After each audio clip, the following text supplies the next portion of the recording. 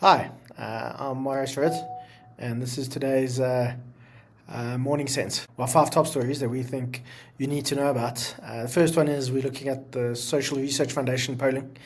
We've been exclusively covering that, and if you've been having a look at that, you'll see that we've had some quite interesting findings. But tomorrow, what we're looking at is who South Africans want to be the next leader of the ANC. It's quite interesting to see who people are keen on.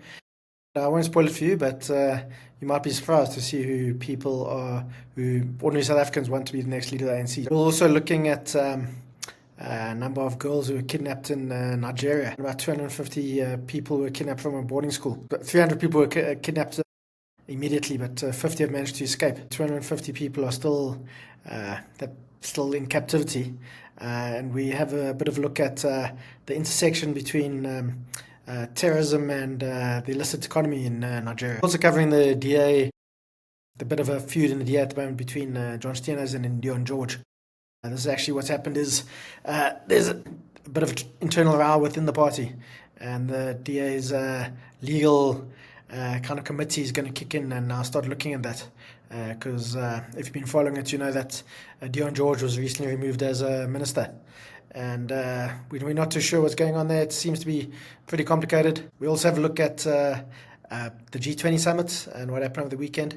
And we say that we actually think this boycott by the US has actually put South Africa on a decent diplomatic footing. And we also think that the issue of tariffs is starting to look pretty good for South Africa.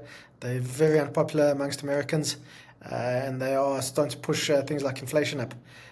So we think South Africa could maybe come out of this without having very high tariffs.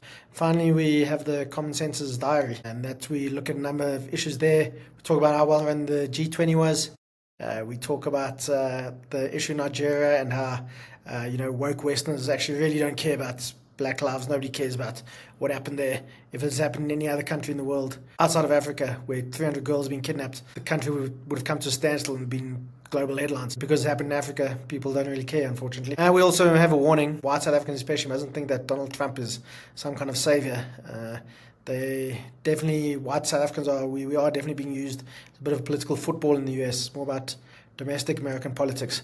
And we make the point that we must just remember what happened in Saigon in the early 1970s when the Vietnam War came to an end. The Americans were very quick to abandon their South Vietnamese allies and get out of Saigon as quickly as possible. And we also look at a polling again, and there's some of the numbers there really give you some hope in South Africa. So we hope you enjoy the stories and go have a look at the Common Sense tomorrow morning.